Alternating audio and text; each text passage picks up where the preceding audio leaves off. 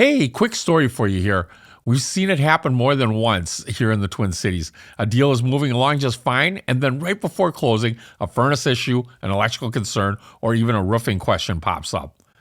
And suddenly things get stressful. That's exactly why we created our worry-free closing program at Twin City Heating, Air, and Electric.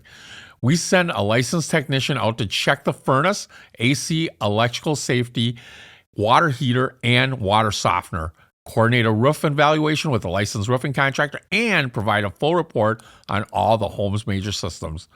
We can do this during due diligence or even before a home is listed, so potential issues get caught early. If you're a realtor or you're buying or selling a home, there's a simple way to keep things smooth. Twin City Heating, Air, Electric, built here, stays here. From working in his family's Chinese restaurant, to bartending, to becoming present-day owner of Twin City Heating, Air, and Electric, my father's true superpower is human connection. Now, he's on a mission to capture the most fascinating stories that make up the Minnesota community. You're listening to the Twin City Tales Podcast. All right, Twin Cities, welcome back to Twin City Tales Podcast. Today's guest is a story of resilience, hustle, and building something from the ground up. She grew up on the east side of St. Paul, part of the Hmong community, raised on hard work, sacrifice, and figuring it out in a brand new country. And like a lot of people who came from that background, she watched her family build a life from nothing and made a decision, I'm going to build something bigger. She started in the ER, fast-paced, high-pressure, seeing every side of life, and realized quickly time is short and opportunity matters. So in 2016, she bet on herself. She stepped into real estate, not just to sell homes, but to help people create real generational wealth. And today, she's a broker leading a team at Diversified Realty right here in White Bear Lake area, building a boutique, relationship-driven business rooted in trust, connection, and showing up at a high level. No shortcuts, no hype, just consistency. And on top of that, she also hosts the Mai Miller Show, a podcast where she shares insights, stories, and real conversation around business, life, and growth. So Twin Cities, help me welcome to the Twin City Tale Podcast, a business owner, a leader, a mom, a grandmother, and someone who truly represents what it means to build it from the ground up. Mai Miller, welcome to the show. Thank you for having me. Fantastic. Yes. So you grew up like on the east side of St. Paul. Yes. So I don't know if you knew this, but my dad actually owned a restaurant called Jerry's Chicken in down there. Yeah. And it was there since like 1959. Wow. And it finally got torn down. My dad sold it to Walgreens. Wow. So I'm still good friends with a guy named Dean Hafner's. And there was a Hafner's restaurant down there, if you remember. Yep. Hafner's, like bowling. Yes, So yes. what was it like growing up on the east side You for you? know, as a kid, we enjoyed it. We grew up outside. I taught myself how to rollerblade. My dad taught me to ride a bike. So we biked after school. We just biked and rollerbladed around the blocks. And there was a Rainbow's nearby too. So that was our go-to for snacks after school. That Rainbow was right over by that McDonald's down Maryland, wasn't it? By Arcade. By Arcade. Yeah, oh, there's you a were Rainbow. further down. Yes. Where the Gotcha. Radio Shack and Blockbuster was. Yes. Friday nights were Blockbuster nights. Okay. Yeah, so we really, really enjoyed it. It was an amazing time as a kid. Yeah. You know, it's really cool when you talk about like immigrants and stuff like that. One of my favorite spots to hike down there is a place called Swede Hollow. Have you heard of that No. area? So it's right over there off of like Payne and Arcade, but in the 20s when Ham's Brewery was there, they had a lot of immigrants that lived in these shanties in this Swede Hollow is what they called it. Italian immigrants, Swedes. And then they actually had to remove them because it was a dangerous area by the time Wow. the 50s rolled around. And the fire department had a big fire. They cleared everybody out. But you can still hike Swede Hollow there, and it'll show you the history of and some pictures of what it looks like Wow. for those immigrants that were Yeah. down there. So I thought, Yeah, I love how the city has changed a lot. They have a lot of businesses coming in. I mean, obviously businesses leaving too, but the city has changed a lot since we've been kids. So, It has, hasn't it? Because yeah. because we were there in the '90s, so you Mhm. were probably really young Mhm. then. And it's kind of funny because back in my day, there was a lot of chow mein restaurants, Asian chow mein Yes. places, and usually, Chow meins were the best, was the Chinese go-to food. yes, yes, and it really wasn't Chinese. It was like just, I hate to say it, trick the white man Chinese Yeah. food, right? Like the chow mein that would sit on the steam Yes. table. Yep. But it was amazing. I remember my dad saying we should turn the chicken place that's been there since like 1959, and we should turn it into a chow mein place. And I'm like thinking, Dad, you know how many chow mein places are around this area right now? It was like one every 2 to 3 miles back in the Right. '90s. Yes. They've kind of gone by the wayside now, but Mhm. yeah, I mean, Yeah. the restaurants in St. Paul were pretty cool, and they still is these days too. Yeah. There's a lot of Yeah, good restaurants I there. mean, every corner you go in St. Paul, there's any kind of restaurant. There's Chinese restaurants, pho place. Oh, pho has Yeah. really blown up right on University Avenue there. Yeah, so many of them. Uh, Yeah. the one thing that's really cool too, and I don't know, you probably have been there because there's a Hmong village right over there, and Yeah. they have some I great stuffed chicken wings. I love their go that's my go-to for lunch. The stuffed chicken wings Yes, are, stuffed chicken wings are great, and the yeah, sausages, yeah, the soups, they have amazing soup, and uh, even desserts too, if you have any of the the sesame balls. yeah, Yeah, and then just the bobas. You can go uh-huh. there for bobas, even fresh fruits. It's like a one-stop shop, and yeah. Yeah, and it's such cool little shops in there too. It's just Hmm. such an open, Yeah. it almost feels like an open market, but it's in a Yeah. big commercial building. They have Hmm. one there, and then it's over off of, I believe, like University Yeah, and there's another one over there too. yep, and then there's one over on the east side down by that McDonald's, and Really? McDonald's. Oh yeah, that Hmong Village. yeah, Yeah, there's the a Hmong second Village. one. Yep. So Hmm. yeah, that became really popular, those foods. Yes. So Yeah. It's like a go-to for families over the weekends. Like it's kind of like going to the mall. uh, Yeah. and you grew up on the east side, so Mhm. I remember back then the Hmong population, and people don't always realize it, but the Hmong population in that East St. Paul is one of the highest per capita Yeah. across the country. Yeah, because the thing is, Hmong people, they live with people they trust, right? So they tend to be closer. They're really tight-knit community that they tend to be close to families. So they tend to stay in one place. And it wasn't until my generation that people start to explore outside of the St. Paul area, living into the suburbs, moving out of Minnesota. So you'll find Hmong people everywhere. There's Hmong people live in Hawaii, Uh, but overall, Minnesota and California is probably the most saturated states. yes, yes, and here it's more per capita, like in Yeah. the area, Hmm. than anywhere else. I Yes. think I read one point. Yeah. Yeah. Hmm. So, there's a lot of people out there that might be wondering, well, I've always wondered, but I've never really asked, like, what is it being Hmong? Hmm. Because people don't always realize that it's not a country. Hmm. Could you help us, help somebody Yeah, navigate great that? question. So growing up as a kid, we all knew what Chinese people were, right? So Right. everybody always asked me, "Are you Chinese?" Right? And I remember telling my friends, like, "I'm Hmong." It's like they had no idea what Hmong people were, Right. so I just accepted that. And to make it easy, I'm Chinese, right? So growing Yeah. up, I was a Chinese kid.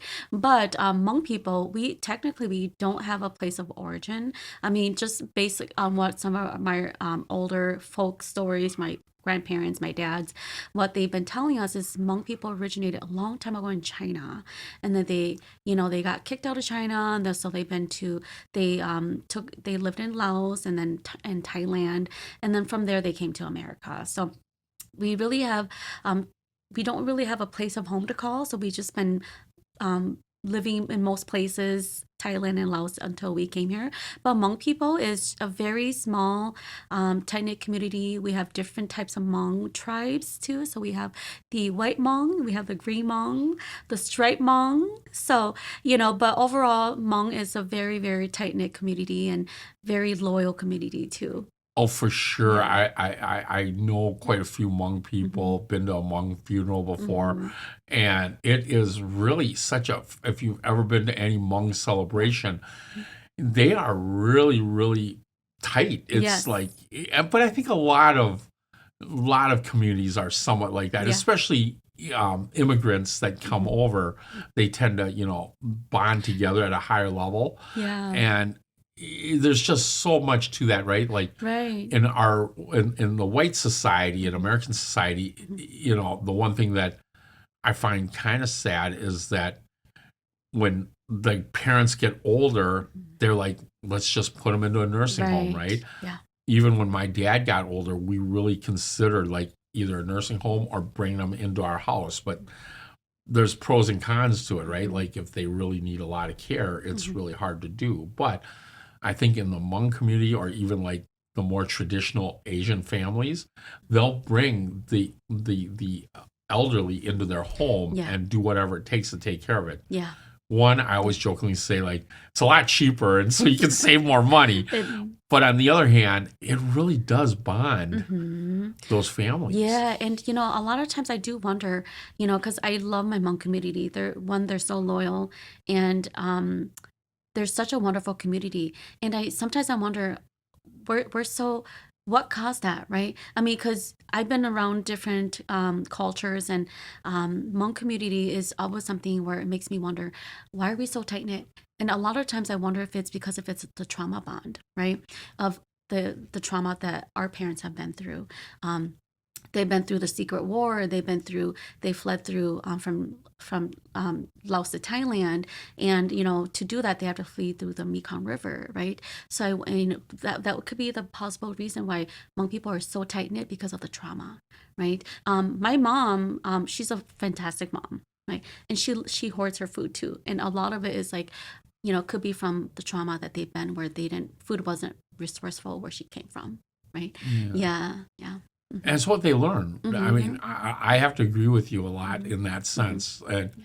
and like and the Hmong community is interesting, not just like Yeah. here locally, because like like you said, they kind of didn't have like a home Mm-hmm. country to be in, right? They Mm-hmm. actually were Chinese, from what I understand. So you'll see a lot of Mm-hmm. like like Vang is Mm-hmm. actually another term of Wong. You know what I Right. mean? And Yang is another Yeah. term of Wong. Mm-hmm. They have all sorts of different little Mm-hmm. last names that you can really tie back into the Yeah. Cantonese or the Mandarin Mm-hmm. of the names, which is Mm-hmm. really interesting. But Yeah. they were kind of like they were forced onto different lands without Mm-hmm. a country. So they were Right. basically they were mountain people, is what Yeah. they used to call it. Yes. Yeah. But and during the wars, the wars of the Asian, some of the Asian wars like Thailand, Cambodia, a lot of them did like fight on the side of the Americans without knowing that, Right. and then they needed to be protected to come over here, and that's Right. why they got sponsored by some of Yes. these churches and stuff, Mm-hmm. which is just amazing. We're just Yeah. It's amazing what the churches did for a lot of the Asians families. You know, it changed their life. And yeah. I've always wondered what my life would be if I didn't have that opportunity. Oh, no doubt, no doubt. And my path was a little different. Yeah. My great grandfather came over like during the fire of San Francisco and claimed that he was here, but Yeah. to get a better life for Yes. for for the community, right? And Mm-hmm. Yeah. my mom went through World War II. She was running from the Japanese and Mm-hmm. China. So I think you're right. There's Yeah. like bonding trauma that happens Mm-hmm. and makes those, and it's the same with I think like the Irish and the Yeah. Italians back in the 1800s when they Mm-hmm. came over on a boat, didn't speak a lot of the language, Mm-hmm. and they just like bonded in their own little village in New Yeah. York, right, in the Yeah. Bronx or wherever that Yeah. was. And back to where you mentioned where I came from, I used to work at the hospital, and a lot of our older folks, English is not their first language. So seeing someone that looks just like them, talks like them, eats the same food like them, makes them feel a lot more comfortable. So I do remember a lot of my patients saying, I'm just so happy to see a familiar face. It makes me feel so much better. It makes me feel safe. Wow. And I used to not understand how that felt like. until my husband and I went on a vacation to Italy, and whole different country, different culture, different language, different type of food, and you just still feel so lost in such a big country, right? And then it makes me really wonder, this is how our parents feel when they see someone that looks just like them, Yeah. right? Yeah. Yeah. It's interesting. Trauma bonding. Yeah. Yeah. And it's interesting that you say that, because I also feel like there's a certain amount of, and obviously in Minnesota, we grew up in a very, I don't want to say ignorant. It's just, it's what they've seen all their life, right? Like if it's very predominantly white community, they see what they see, and then that's their expectation of those people, right? Like I still remember my little sister when we owned a restaurant and she waited tables. She was born here, grew up here. And so the person that she's waiting on, very predominantly white community, has certain expectations of Asian women, right? And she writes the ticket up, and the lady, the person says to her, "Oh, your handwriting is so pretty. Is it from writing all those 8 Chinese characters?" Oh, it's like, what? I don't even write Chinese. So, can't even read them. Yeah. So the point I'm trying to make is that whole, perception thing sometimes gets in the way of having people more open-minded in our society, right? And it's not that they don't know. It's just that, well, no, it is that they don't know. It's just what their perception is that creates that I don't know. If we just need to have a more open mind. Yeah, absolutely. Yeah, I do agree. Yeah, my Hmong people, they're such a great community. I really love them. Oh, for sure. And you guys have one of the coolest, they do the Hmong Festival every year since the 1980s. The Freedom Festival. Yes. Every July. Yes. Yeah. And people from all over the world comes. Yeah. People from all over the world. And, I love that I'm seeing more diversity with people that are coming, and I love that. The food is amazing. They do soccer, they do football, tournaments, flag football. I mean, it's amazing. Yeah. Yeah. And they bring cultures from all over the world to be there too. So, yeah. Food trucks. Yeah. And, they always say that, I mean, in this day and age, like, we get some of the bad raps in our culture. Like, how come those people don't assimilate? No, I think most people try to assimilate the culture, They try.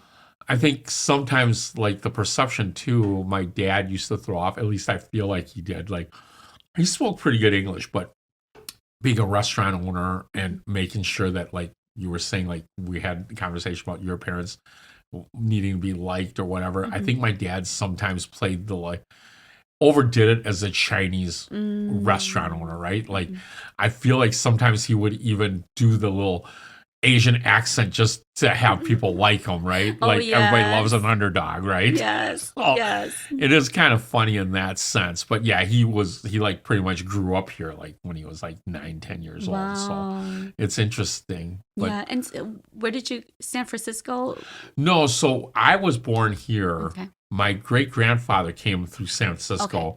Then my grandfather was in Chicago, but they would always go back to China, back and forth. They would send money back to the village, and in case people don't know kind of story of some of how the Chinese got over here, originally it was building the darn railroad, right? And they actually had a Chinese Exclusion Act in the 1890s saying that no Chinese people can be U.S. citizens, right? And so it was the Exclusion Act. But you can come over, build our railroad, and then get the heck out, right? We're good with that. Right. But it wasn't until 1942 was when they lifted that Chinese Exclusion Act. Wow. But during that Chinese Exclusion Act, what my great-grandfather did was, because they wanted workers here to do the railroad, unlike as much as today, but what they did was he came over and said, "Hey, by the way, I have so many sons. We don't know exactly what it is." And so after he got the papers for so many sons, he went back to the village to sell paper sons to these Chinese villagers, because of course in 1910 the streets in America, paved in gold. You walk down the street, you can pick up gold pieces, right? Wow. Like that's the rumor, right? Take me back to 1940s, right? Yeah, but it wasn't really true. It was just that's how he marketed over in China in the villages, right? So these villages would pool together money and send one kid, probably a strapping young lad, that can go over and make money and send it back to the village, right? The hard part with that, with the culture, as you know, a lot of Asian cultures really, really defines them by their name. So if you were one of those paper sons that actually you had to go by the paper and that was your name, you actually lose your identity, basically, as connection. But you're sacrificing that to send home money, right? So it's interesting. So my great-grandfather came here then, or after then, and then my grandfather came over as a son because he was a real son, but there was also papers that were sold that weren't real sons. But, so they were papers? Yeah, but he wasn't. He was a real son, so he was named. And then he brought my dad over, and they ended up in Minneapolis somehow. I think because of the restaurant and stuff like that, because my grandfather worked the restaurant. My great-grandfather never did. He just came over and started. Wow. I love the entrepreneur stories. It is interesting. But going back to you, though, so you grew up on the east side of St. Paul.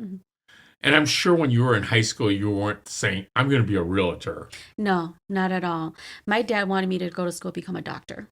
Of course, most Asians, right? Doctor, Doctors, lawyer, or accountant. Right. Make the big money. Yes. Doctor, lawyer, or sit behind a desk. Right. That's what we were taught as kids to go to school. And, when I was in high school, I wanted to just say, hey, I'm going to be a doctor. Right. But when I graduated high school, I realized that, the world is a lot bigger than becoming a doctor. And I have to really discover what my true identity is. So I became a mom. I was a really, really young mom. And by the time I graduated high school, I had 3 kids. So I had to really figure out what do I need to do so that would generate more income. Obviously, a doctor makes really, really great money, but I want to make more than that, right? So I can take care of my family and spread generational wealth. When I was 18, I realized, I need to get into real estate. I don't know, for some reason, real estate was something that it's always been something that my heart was attracted to. I truly didn't know what it was, but I knew real estate was the answer. It was really, really weird. So I remember driving by properties when I was 18 and say, you know what, one day I want to flip some of these houses. I want to do some flips. So later down the road, that's exactly what I did. I got my real estate license and we started by flipping. Yeah. But when I was 18, I knew I wanted to do real estate. I just didn't know how. Yeah. When you were flipping, did you actually swing the hammer or did you just kind of subcontract all You know what? I call myself a supervisor. My husband's a contractor. So I call myself a supervisor. So I go and supervise. Yes. I will help him as he needs me. He's a perfectionist by default. And I think that's a blessing and a curse at the same time when you have a husband that is a perfectionist because he wants everything to be done right. So I just go there and supervise and I just help him with whatever he wants me to do. Sometimes I might have to swing hammers. Sometimes I might have to scrape down the tiles or I might have to paint. But for the majority, my husband does most of the work. You're kind of like the Asian Joanna Gaines, aren't you? You know what? I would say that would be maybe a compliment, but you just tell Chip what to do, your husband. Yes. I need this done. And actually, that's what I do. Hey, I need this done. You're going to have to do it. So we bought an office and he did the complete renovation. I just say, hey, this is what I wanted to do. I want to do glass partitions and I want the kitchenette done. And he did that for me in a month. God, he sounds a little bit like me where it's like I come home and it's just yes, dear, 3 bags full, whatever you say, honey. Yeah. Happy wife, happy life, right? That's right. Right. No, I really do enjoy it. But it's by the time I was 18, I really knew what I wanted to do. And I just didn't know how to do it. I didn't know how to get there. But later down the road, I figure out, okay, this is how I need to do it. Yeah.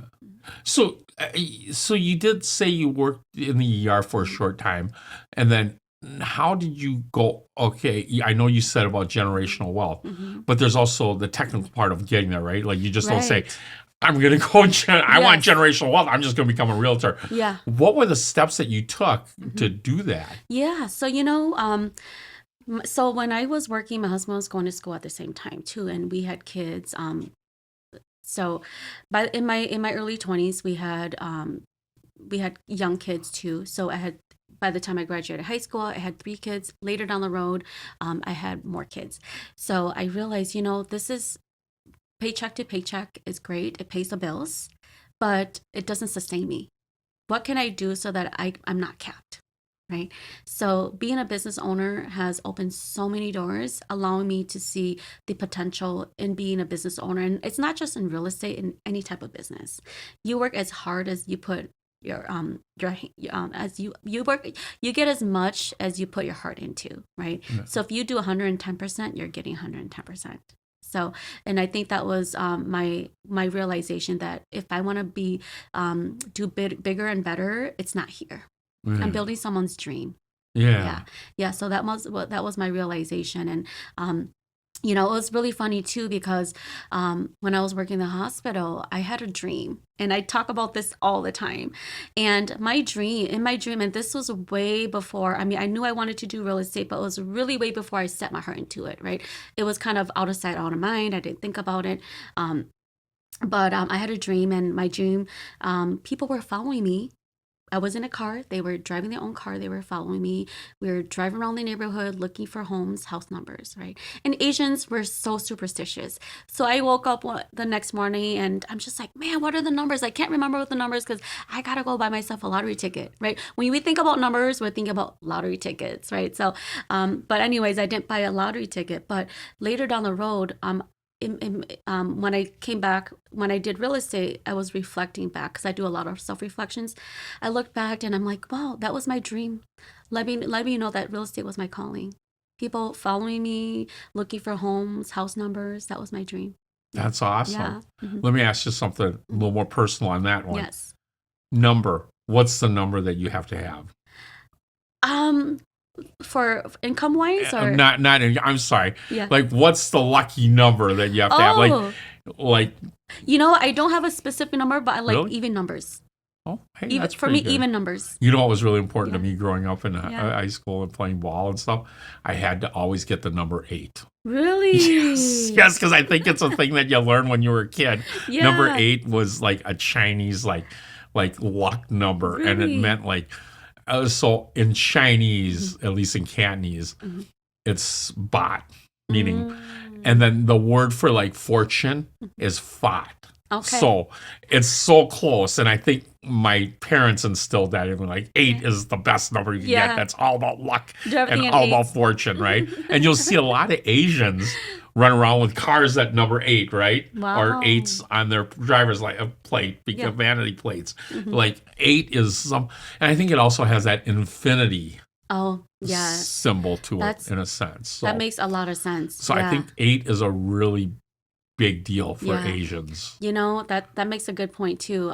Yeah, no, I didn't really focus too much on numbers, but even numbers were for me. Everything had to be even. Even my when I turn on my volume, it had to be 72. It cannot be 71. It has to be 72. No, that's pretty cool. Yeah. So when you talk about generational wealth, what does that actually mean to you personally? Yeah. So growing up, I watched my parents, they worked really, really hard, right? They came here as immigrants, and my dad and my parents, they worked in a factory for $10 an hour, minimum wage. Well, actually, when they first started, it was $6 an hour. Yeah. And they worked the graveyard shift, and I saw how hard they worked. And I knew I wanted to work hard with like my parents. I just didn't want to do that type of hard work. And my parents saved every single penny, and from just working the factory, they built their dream house, right? And it made me realize that if my parents can do it, I can too. Because my parents they came to the United States with only the clothes on their back, not knowing to a whole new culture, a whole new language. If they could save every single penny and build their dream house, why can't I do that? Right. But what can I do so that I can set the same thing for my kids? And then also making sure that my kids can be set for life. Mm-hmm. So that's awesome. Yeah. And so what kind of conflicts me a little bit about the conversation, like you want to build generational wealth, Yes. which is huge, right? Mhm. But your brokerage Mhm. that you run and you're a broker is small and boutique, which is really awesome, right? But it's kind of like two different directions of one. Like if you're trying to grow generational wealth, most people think big corporate, right? Like Right. how do I get to be the size of Keller Williams, right?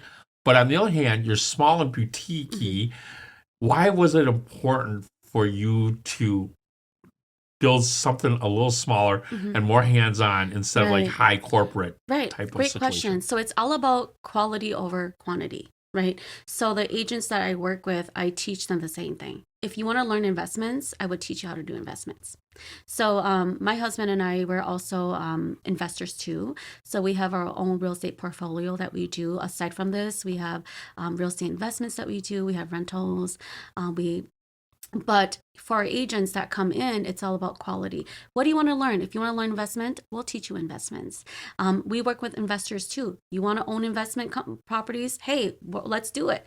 So I work with an investor, 0 properties. At the end of the day, multiple properties, right? So what can we do so that you could build your dream, whatever your so we spread that to our team, our clients, whatever they want to learn, we teach them. Yeah. Oh, that's pretty cool. Yeah. That's pretty cool. So do you Yeah. do an in-house training kind of thing, or is it? Yes, so we do trainings at our office, and a lot of times I do one-to-one with my agents. So I'm very involved with my team. My agents that I work with, I do one-to-ones with them. What do you want to learn? I gauge a lot of my trainings based on what they want to learn, not what I feel like I have to teach you, because everybody sees real estate differently. Because real estate is so broad. You can do a lot of things in real estate. You can do residential, you can do commercial, you can do mobile homes, you can do investing, you can do wholesaling, right? But what is your ultimate goal at the end of the day? As a realtor, what do you want to achieve? Do you just want to focus on buying and selling? Or do you want to focus on real estate investing, building your own portfolio? So a lot of my stuff, the things that I do with my agents is gauge on what their goal is. So you kind of go to where their Yes. what their heart is into. Yes. Mhm. That's interesting that you Yeah. say that. Yeah. So for me, I focus more on quality. I feel like having a great team is phenomenal and it's great, but when your team becomes too big, everybody becomes a number, and it's harder to manage. The more people you have, the more issues you'll have. The bigger a business is, the more issues you have, right? I mean, as a business owner, we always, like my sister, she's an attorney, and you running into issues, you can never avoid running into issues. It's just bound to happen at some point in your career. But but for us, what I do is I focus more on what our team want to achieve, but I work closely with my team and then also my investors as well on what they want to do. And I do have a lot of investors that I work with. Rental properties is one of the biggest things. So Yeah, and it's interesting you say that because, like, I think being a business owner is, yes, there's a lot of upside to it, but I don't think it's always for everyone. It's not. I think you have to have a special mindset. Yes. And I think there's also mindsets of being a business owner that kind of detracts us from doing certain things well. Because I notice, at least the majority of the business owners, I don't know about you, but a lot of business owners have what I like to call ADD. Like they're always going, ooh, shiny, next thing, right? Oh my gosh. It's so funny that you said that, because I think I have an undiagnosed case of ADHD. Do you? I feel like all business owners have that, right? Yes. Like they can't stay focused. Like You can't. they'll focus on one thing and all of a sudden something else comes up and like, ooh, that sounds like a better idea. I'll go Yes. over here and work on Yes. that for a little bit. Yeah. But we Absolutely. also, I think people that don't have that kind of mentality, it's not, I'm not saying that they can't be business owners. I think it's just a different way of thinking, right? Right. Like I feel like the other thing that people don't always understand about owning a business or running your own business is like you're going to get punched in the face a lot of A times, lot. and you're going to be hurt. You're going to want to curl up in the fetal position, but the key is to get out of it, right? Absolutely. And there's people that just say, this is too much for me. Yeah. I'm better off working for somebody. And there's something to that, right? Like if I work for somebody else, Right. I can walk away from it at night, spend really good quality time with my kids, because it's all about work-life focus. I've started saying not work-life balance. So if you can focus that 3 hours with your kid or your husband or whatever it is, that's a huge part of who you want to be. Right. But I think if you're a business owner, you always are. I think you have to try and control it more, but I think you just naturally, even if you're spending time with your husband, you're like thinking, always oh my thinking. gosh, what happened with that one job over here? Or, Right. man, I got a great idea. What we'll Yes. do is how we'll sell that house and we'll move it into this one and Yes. 1089, 1039 that, and Yes. 10, habeas corpus this, and so it's hard to get away from it. It is. But I think it's got to be intentional. It has to be. And I feel like, and I say this all the time to a lot of people, everybody wants to own a business, but, not everybody can do it, because it does require a lot of work. We're always working. We never shut down our lights, right? Even when we go home, we take our work with us. And like you said, when you're out to dinner, you're answering phone calls, and you're laying in bed. You're always thinking about, what am I going to do the next day?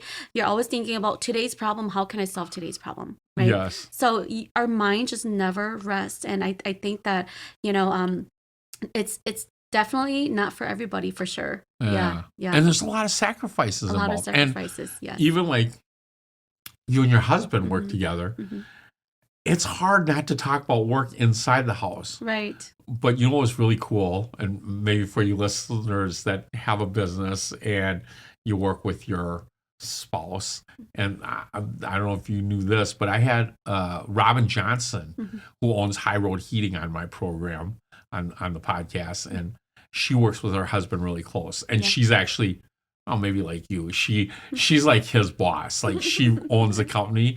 He works kind of the back office stuff and make sure everything gets done. But when they go home, they're very intentional about not talking about work in the house. So what they've done is their workspace to talk about the house, to talk about work, is in the garage. Really? So if they want to talk about work, they have to go, hey, honey, I need to talk to you in the garage. That's the only time they can talk about work. I love that. I think it's I awesome. love that. Yeah, and I think that has a lot to do with having good work and life balance, because as a business owner, we have so much on our plate, right? And sometimes we have to have a good life, family balance. There are times that I push my family aside so that I can take care of business. But as I get older, I realize that, I will always have business, but I need to take care of my family first. I need to prioritize that, right? And being very intentional with how I spend my time. I really think that that's a good way of thinking it. I feel like for me, I've started to learn that a little bit late. Yeah. I honestly, this podcast is really about being human. And I honestly believe I've been doing business since 2002. And I'll tell you right now, it probably ruined my first marriage because I was so focused on making sure, that the business took off. There's two sides to it, but I can see where I wasn't a great husband because I was married to the business to a certain extent, right? Yeah. I'm very blessed now. I have a great wife that kind of understands that. It doesn't hurt that the kids are kind of out of the house too, but on the other hand, I think it has to be intentional. Very much. And I think for business owners out there, and you use the word work-life balance. I used to feel the same way. Like, how do you balance it out, right? Do you spend 4 hours here, 4 hours there? Right. But I've kind of switched it to work-life focus. Like, yes, you can work at your business for 8 to 12 hours, and focus on that business. And this is where I'm really working hard on it. If I'm going to spend 2 hours with my wife at home, my focus needs to just be 2 hours of her, like our conversation, and not about work. Right. I've made it really intentional, and I'm sure you have the same thing. Yeah. Where we'll have family get together, and Dan will tell you this back in the day, or even just 2 years ago, if we're doing a Christmas thing at the house, work does not escape. Like I talk about work, like, this is what we're gonna do next week or whatever. I have made it very intentional in our family get-togethers to not talk about work at all. Mm-hmm. And it's starting to work that way. Yeah. Like, I'm really staying away from it. Mm-hmm. In fact, the kids kind of bring it up sometimes Yes. before I bring it up. So I got to have a little pride myself Yeah. in doing that. And I think that, going back to it, it's like we have to realize that we're replaceable, right? If something happens to me, someone will hire a different realtor, right? Yeah. At the end of the day, I'm not replaceable to my family, right? So if something beautiful. happens to me, my family would be really hurt. So it made me realize, Interesting. yeah. So, I have older kids, right? So by the time I graduated high school, I had 3 kids. Later down the road, I got remarried, and then I had 2 more kids. So watching my older kids grow up, I was so dedicated in work that I missed all their games. I missed a lot of things, and it made me realize I can't take that time back. I don't want to make the same mistakes for my kids. So now I'm being more intentional. I block my calendar for my kids. Every Wednesday is gymnastics. So I'm blocking my calendar every Wednesday evening to go to gymnastics, right? Every Monday is also blocked for them too. So just being very intentional, blocking my calendar. So yeah, I think that, sometimes I feel like everything comes in teachings, right? Kind of like your first marriage, that was a teaching, and now you're more intentional in your second marriage versus me. Okay, well, I did the mistakes with my older kids and I just don't want to repeat the same mistakes. So now I have to be a better mom. So that's really a good way of Yeah. looking at it. yeah. I unfortunately probably don't have a second chance of like having kids again. I don't think, or neither do I want to. I mean, in all reality, I would never trade my kids for $1 million. Yes. But in all reality, I wouldn't take another kid on for $1 million. Right? You know what I mean? And no, Well, you'll always have grandbabies, and you'll enjoy those grandbabibies too. Yeah, Yeah. easy on the pressure on that. I mean, one No kid is pressure, sitting Dad. behind the camera right now, understanding that, and I like them to live their life the way they want to live it, Yes. and I think that's the important thing, right? Mm-hmm. And if I can just be around for them and Mm-hmm. they're good members of society, that's all I can really be Yes. like thankful for, and Yeah. it's the gratitude every Yeah. day. So Yeah. no, it's lots of good stuff here. Yeah. Yeah, I really see a lot of you really focusing like family. Mm-hmm.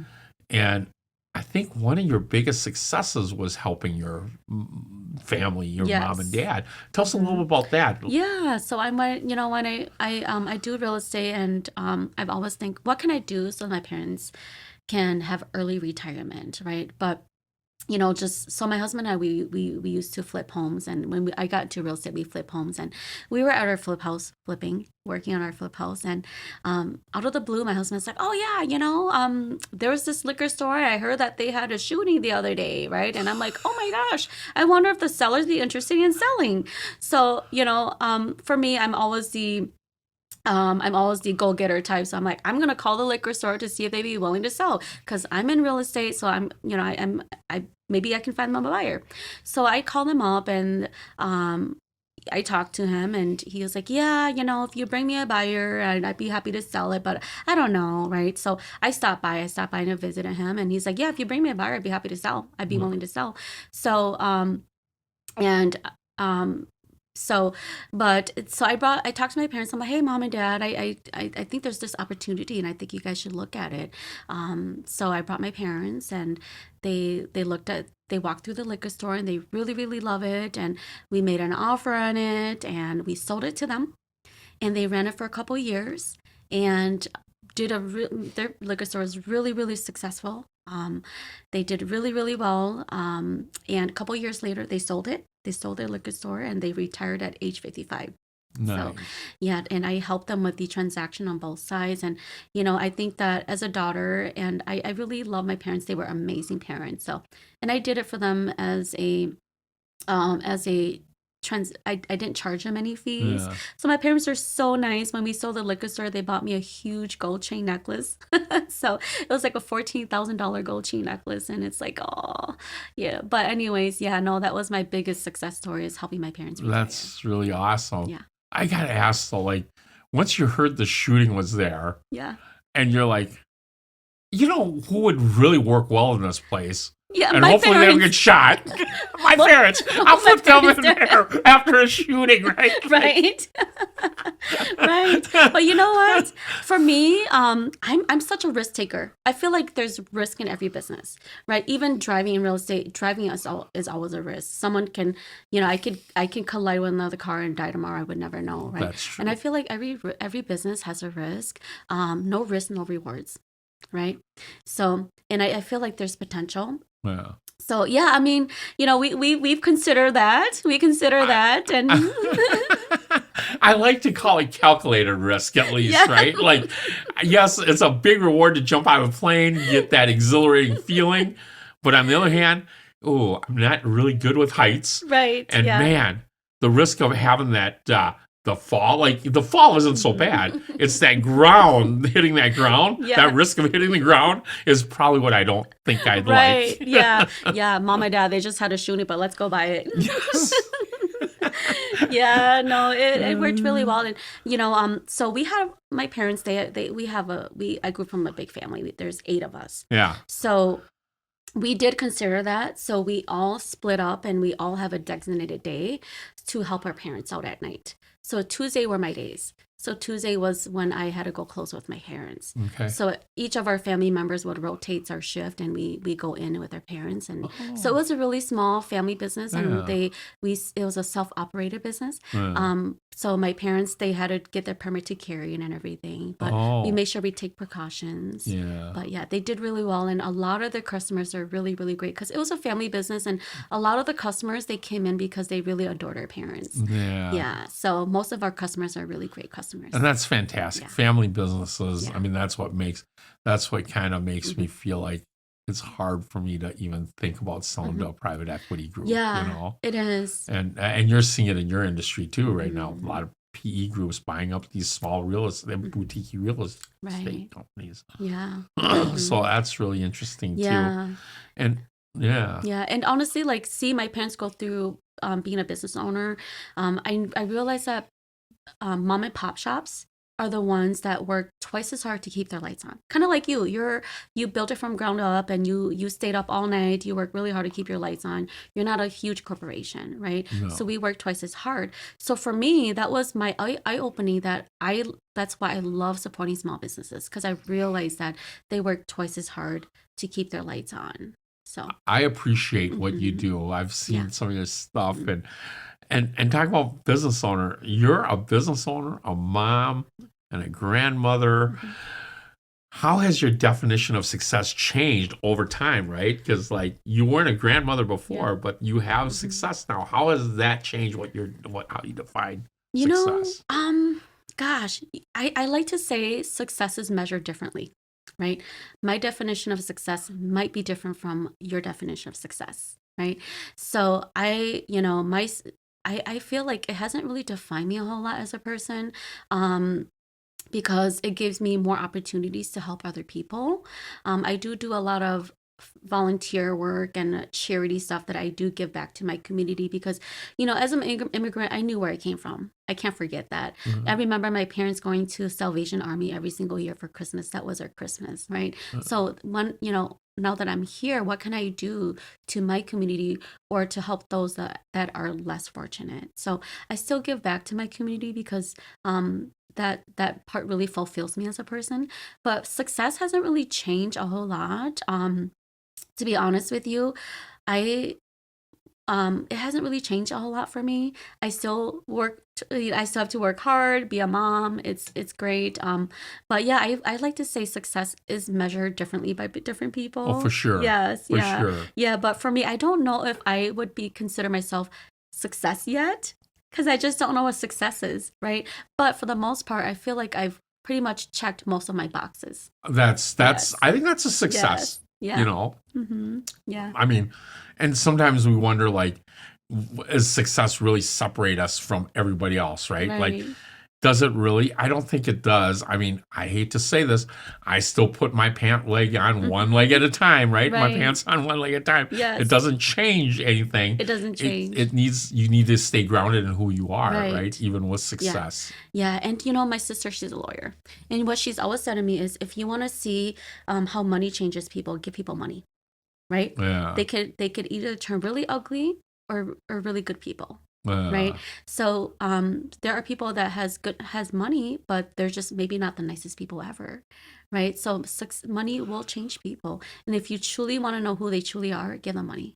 That's right? a good point. Yes. Although people don't always understand this, but like the rapper says, more money, more problems. Very true. More money, more problems.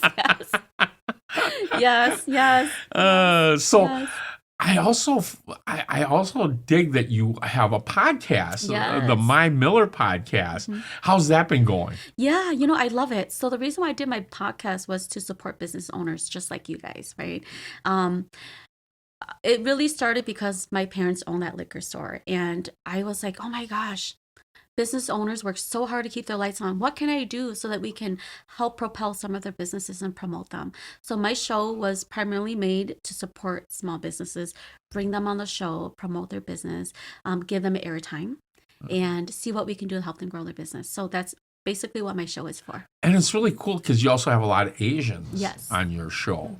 So Yeah. I'm Asian. Yes. We'll have to get you on my show too. I was pandering for for it to come on. So I would love to get you on my show. Yeah. That's awesome. Yeah, no, it's for I love supporting small local businesses, and that's my way of giving back to my community. Yeah. I love to do every year I have to do some community work because that keeps me grounded. Yeah. Yes. And it's so much.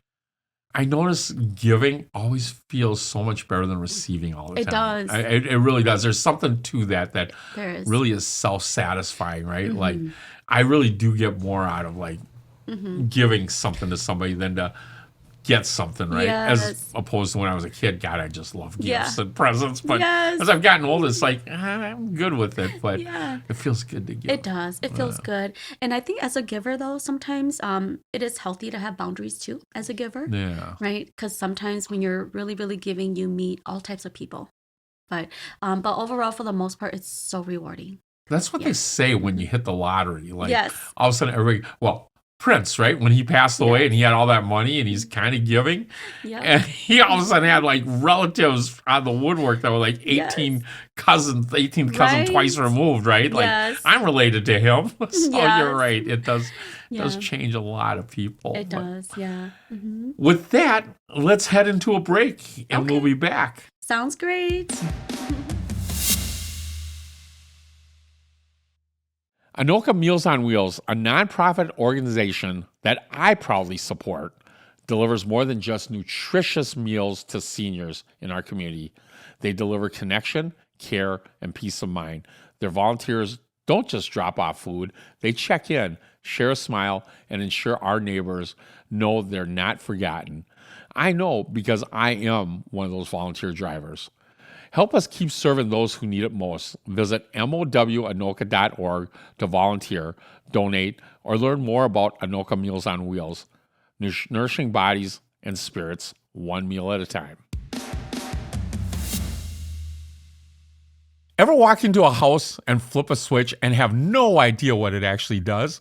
Like, is it a light, an outlet, or something in the garage? Nobody knows. Or what about when you plug in something into an outlet and it just slowly falls out like it's giving up on life? Or worse, the outlet just doesn't work at all. Well, we see that stuff every day. At Twin City Heating, Air, and Electric, we help homeowners take care of those small electrical issues before they turn into bigger problems. Loose outlets, dead plugs, mystery switches, we'll track it down, fix it right, and make your home actually work the way it's supposed to. So if something feels off electrically, it probably is. Twin City Heating, Air, and Electric, built here, stays here. Feel the difference. If you're enjoying this episode, do me a quick favor. Hit that subscribe button right now. It seriously helps us reach more amazing people across the Twin Cities and beyond, such as Mai Miller here. And hey, if you're feeling a little extra generous today, drop us a rating or a review. It only takes a minute, but it makes a huge difference in helping others find Twin Sea Tales. That's how our community grows. You can find us wherever you listen to your podcast, Apple, Spotify, any of it out there, even YouTube. You can watch it on YouTube. And don't forget to follow us on Facebook at Twin Sea Tales for behind the scenes moments, episode updates and special announcements and all the fun stuff you don't get to see on the mic. We appreciate you more than you know. And remember, you can't go wrong with Wymond Wong on Twin Sea Tales Podcast. This is the part where we bring in some pictures for you, Mai. Oh, yes. Yes. And I loved a couple of these pictures. This must have been. Yes. How old were you there? You're like in a nice red sweater, very, very 90-ish. Yeah, I honestly don't. It must have been first, second, third. So you were on the east side at that time, Yes, going at to that like time. Arlington Elementary, or right? Yeah, so we were actually, I went to Hazel Park Oh, Elementary, and so my parents bought a duplex, and we live on the bottom level. My uncle lived on top, right, with his kids, Okay. and, but yeah, that must have been, right off of Larpenteur. yeah. Yeah. Yeah. Were you over by Larpenteur in Maryland? No, we were right by Forest and Lawson was where we grew up on. Okay. Yeah, Forest Street. Yeah. Right, White Bear, where Phelan Lake. Or White Elementary Bear, is. yeah. Yeah. White Yeah. Bear and Yeah. almost Maryland, Mhm. like just Yes. right down there. Rose Avenue, they had some. Yeah, that was kind of a rough spot there in the mid 90s. Yeah, but when you're a kid, it's you just don't realize that, Yeah. right? So we were always playing outside. We were rollerblading, just playing dolls. I mean, that was just how we grew up. And now I can't even get my kids outside. I know. A lot of screen time. Yeah. That was really cool. Down the street, I'm trying to remember the name, but it was owned by Sam Fratelloni. It was a Italian restaurant, like off of On White Bear. on White Bear. I know which one you're talking about. I Not forgot the what it brick says. oven. Okay, I was That's a thinking little of that further one. down. Okay, It was almost up by Hafner's there. I'm not familiar. So in the 90s, when we had the restaurant Jerry's Drive-In, I got to know Sam, and I think he's probably passed away now, but he asked me to play cards with him and his buddies, right, in the basement of that restaurant. And I walk in with a couple $100, and I lost it probably within a half hour. And all those guys that were in there had the Italian horns as a necklace, right? And they basically like took me to the cleaners really Oh my quickly. They were gosh. fun though. They were fun Yeah. guys. But Sam says to me, old Italian guy, says, "Hey, if you want to play a little longer, I can spot you some cash, Wymond." I'm like, "I heard about you guys. I might be wearing cement shoes if I can't pay that back." But really nice Italian family guy. Yeah. We would trade, like we would have to trade, like sometimes in the restaurant business you'd run out of something and I would go down there and maybe get some cans of tomato sauce from him because we were running Jerry's restaurant. I love So, that. I love how communities support each other. yeah, and that was the restaurant community. And I still talk with Dean Hafner, who his dad, they own Hafner's Bowling Alley down there. Okay, So cool. yeah, and Jerry's was around since the 50s, and they had like the best onion rings and chicken, Yeah. fried chicken there. Wow. And in fact, if on White Bear and Larpenteur, if you look on that northwest corner, it's a Pizza Hut now, or maybe it's gone. The but you can $5 tell- pizza? Is it the $5? No. It was a Pizza Hut, Okay. but you can tell that building was an old Kentucky Fried Chicken, and I guess Jerry's Chicken put them out pretty quickly Really? because people bought local, right? They Yes. like that local chicken, Jerry's Fried Chicken. Yeah, So, supporting the local businesses. yes. And here's another picture of you young on the east side. Yes, I believe that was probably first grade. Okay. That was my favorite dress. Oh, Yes, neat. I remember wearing that every single week. Oh, really? That was my Yeah. favorite dress. And if you didn't have a lot because that was hard, or your parents were working, Mm-hmm. like that probably costed them a little money to get that Yeah. for you. So Mhm. I remember every school year, because my parents had 8 kids, right? And raising 8 kids is really, really hard. And I can't imagine how much it would be during the school year. So we all get 5 outfits each. and hand me down. So Yes, and hand-me-downs. Yes, yes. And to us, that was pretty generous. yeah. Oh, yeah, for sure. We were for thankful. Sure. And I do like this one. Tell us a little bit about this special day. Is that your dad? Yeah, so that's my dad. Yes, he walked me down the aisle. And that was your wedding day. Where'd you guys have your wedding at? We had it at Bunker Lake. Bunker yeah. Bunker Hills, right up here in Yes. Coon Rapids. Yes, that's where we had Great it. location. We just rented a pavilion. when my husband and I got money, when we got married, money was short for us, and we just did what we can. So we did a little pavilion, and we just hosted a small family wedding. And yeah, my dad, he's always been really near and dear to me. Yeah. And that before the liquor store? Or? That was before the liquor store. Okay. Yes. Okay. That's awesome. Yes. That's really cool. Yeah.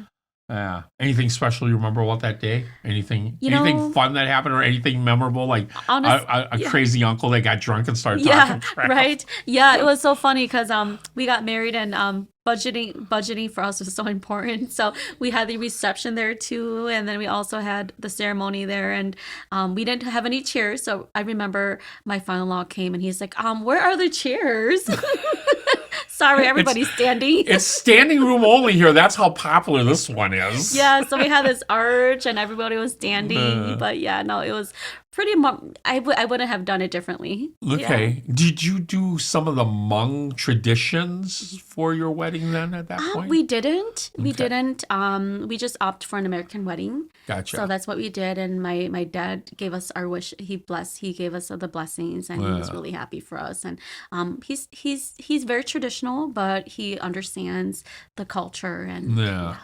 My wife did the tea pouring, like that's really? Yeah, even though we had my wedding was something special, a little different, probably one of the few. My second wedding was in an old folks home because her mom was like at the point of like close to hospice. Actually, we got married in October, and the mom passed away January. So but she was going downhill quick. We had planned to marry in the spring, but it was special, very small. It was so funny because we actually did it at the nursing home. Yeah. And we let everybody know like a month ahead of time, right? Yeah. And all the old people loved coming to it. Like they just like came to the thing. But the people that run the old folks home says, yeah, would you mind if you serve the cake a little bit early? Because it's kind of like bedtime for these guys by the time 4 or 5 o'clock rolls around. So we had to serve the cake before the wedding. And one of the guys, one of these old senior citizens, came in a tux. Oh my God. Which was super cool, right? I love that. Yeah, but they were all in the old folks' home. So it was really cool.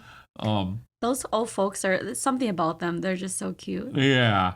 And I love this natural picture of... Oh, yeah. like that wasn't staged at all, was it? No, not at all. But very professional realtor-like. Yeah. So that's really... So I have a friend. She is actually a really good friend of mine. She does all my photography for me. She doesn't do it for business, but she just does it for me because she's a good friend. Oh, yeah. Yeah, so she does all my business photography for me. That's a great picture. I love how it pans out and you get the clarity of the street, but then you get the, what do they call that? Where you fuzz out the back. So, yeah. Yeah, shout out to Tracy. Yeah, and then, of course... Oh, yes, that one. That was... Standard realtor. That was, can you tell that's a very old photo of me? No. Yes. How old were you then, if you don't mind me asking? That was when I first got into real estate. That was my very first business profile. Oh, that's awesome. Yeah, my very first business profile. And how long ago was that? 2016. So it's not that, for me, I feel like that's not that long ago because I'm old. Ago. Yeah. Yeah, that was done 10 years ago. And I really love it because it was, it really reminded me where I was when I first started. Yeah. Yeah. You know, and it's kind of funny because we do core values at our building here. And one of our core values is fun. Yeah. But people don't always realize like that fun stemmed from, because I kind of started the core values and we kind of like what it really meant to me. And those are really the basis for it. But fun, what it means to me is we're funny. We're because we can laugh at ourselves. We're humble enough to be able to do that. That's what fun really means to me. Sometimes people say fun is just like, you have fun here, right? You party all the time. But in all reality, it's to remind us of where we came from. Exactly. That's why. Yeah. And I think that, you know, as a business owner, for your employees too, you know, as a leader, you could dictate what kind of leader you are, right? How you want to lead your team. Yeah. And if you want to be a good leader, you lead that through action. So and I like that about you too. Oh, thank you. Thank you. So I do have a question for you. Let's go back to this young lady. That probably was in, what do you think, 2014. 24. Oh, that's Yeah. not that long Yeah. ago. Let's even go back a little further. How about this young Yes. lady? Uh-huh. If you were to go back in time and run into her, what advice would you give her? Believe in yourself. Believe in yourself, moving forward. Sometimes you don't have that confidence when you're at that age. Mhm. Yeah. I mean, I would say because so I had a first marriage, right? I got married young, but I think that just knowing that you could do it. Yeah. No, that's really good advice. Just having that confidence, because I Yeah. think when you're young, you don't have that confidence. So, Yeah. yeah. And self-doubt. And I think that a lot of women, or not just women, a lot of people, right? Taking the first step is always the hardest step. So what I tell people is don't be afraid. Don't be afraid to start. Everything starts by thinking about it is always the first initiative. You're already making initiative, right? But don't be afraid to make the first step. Yeah. And I think that a lot of people that, whether it depends, whatever dream goals you have, don't second guess yourself. Just do it. Gotcha. Yeah. And I think for women, sometimes that's harder at times because, and I don't mean to sound sexist, and it's not sounding sexist. I guess I should take that back. We have been so conditioned in our society that men are more dominant. Men, I mean, their drive is to be successful. And I think it's somewhat in the DNA too that, women are more nurturing, right? Yes. So that success part when it comes to business, you already have that somewhat self-doubt because in all reality, I attend this working with women group and it's great. But when I first went to it like 2-3 years ago, it's a little intimidating. And it made me realize like what it feels like for a woman to walk into a male dominated business networking group. It is, yeah. I mean, I do commercial real estate too. Okay. Commercial real estate is very saturated by men. Yes. Right. And if you're not strong enough, a lot of people can feel intimidated, right? Yeah. For me, I don't get intimidated by men easy. And I just feel like it's another opportunity.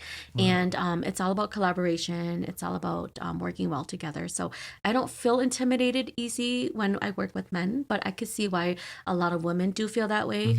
And it has a lot to do with moms feeling like I need to take care of my family. And what if I can't make it? Then who's going to take care of the family? So whatever I need to do, it needs to give me security. So I think a lot of it is the security piece as being a mom is making sure that my family's needs are met first before I could take care of mine. So, but yeah, no, I think that, I mean, for me, if I could tell myself, it's just do it. You can do it. You could do it. Yeah. I think we all have that self-doubt. And once you get over it and just push. And it's consistency, right? It's not always about self-doubt. It's just doing that same thing every day that's going to move you forward is what the key to that success is. Not so much doubting yourself. Yeah. And I think doubt's always going to creep in. I don't think, I think there's days where I leave like my building and we have like, I got a pretty good sized warehouse and there's a certain amount of that, what do they call that? The imposter syndrome. Like, am I really supposed to be here? Right. Am I supposed to have started a business that now employs 20 something team members, right? I love that. Like, I think we all have that self-doubt, but it's pushing through it every day. Yeah. That changes the mentality. Absolutely. Yeah. So, who is someone you would love to see or hear on this podcast? I have so many friends that are business owners. I really love business owners that are hardworking. You got a name? I have a lot of them. Just one. That's all I need. Or maybe two. Yes. Oh gosh, I'd have to think because I have so many friends. I would say, my friend Mitch from Hmong TV. Okay. He's really great. I work a lot with Mitch, and he works for the community too. And he's the one that actually hosts my podcast. Okay. So I watch him supporting the community, carrying all the cameras with him, all the systems with him, to all these shows, to all these events, so that he can make sure he can capture every single moment. And I keep on telling Mitch, I'm like, Mitch, let's tell your story. People want to hear your story. Let's tell your story. Yeah. People, your story deserves to be heard. But he's been doing it for many, many years, and he's just one of the guys that's just behind the scenes. And but I think that his story is also very important too. Would he come on, you think, or would he go, oh, I'm not a people person. I hate cameras. I think that he will if we Coax him into it. yes, I think he will. Yes. Eventually, I think he will. I've been trying to get him to. I tell Mitch, I say, hey, I want to do a sit down interview with you because people want to hear your story. Yeah, everybody has a story. That's why we created Twin Sea Tales. Yes, yes. I'd love a warm introduction to him. And okay. We should get that done. Yes, I will do that for you. Yeah. I think that would be amazing. That would be fun. Yes. That would be absolutely great. And before you leave, I always like to give a gift. Ooh. So not a bucket of salt. Okay. I was going to say winter's delivery. over. But I love it. You get to get a mug like you have in front of you there for your very own. And we always, just for a little thank you, you get a trophy with your name on it. Oh, wow. I love it. And because we're Asian, I love to pass on more fortune. Oh, yes. So your very own fortune my to give other people gosh. too. Yes. I do believe in fortune. A long time ago, my husband and we went out to eat, and one of my fortunes said, you're going to be blessed with a great business adventure. Oh, really? That's awesome. Yes. I usually tell my wife, like every once in a while, I'll open up my fortune cookie and I'll say, this is really bad. But I'll say something like, oh, my fortune says you'll be happier in your third marriage. We wouldn't want to find out. No, I jokingly say that to her.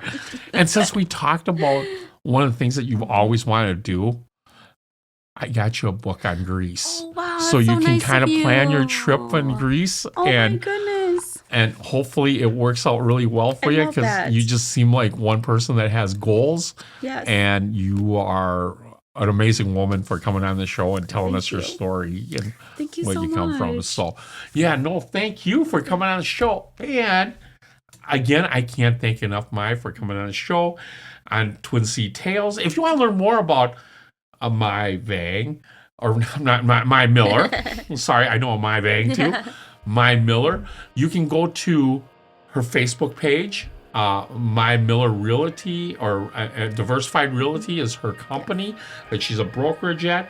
And as we roll out of here, I want to thank Chris Hockey for the use of his song Thanks, with no pun intended. This podcast is powered by Twin Sea Heating and Electric. And until the next show, you can't go wrong with Wymond Wong and Twin Sea Tales. This song goes out to my family, to all the ones who died before me. I'm sure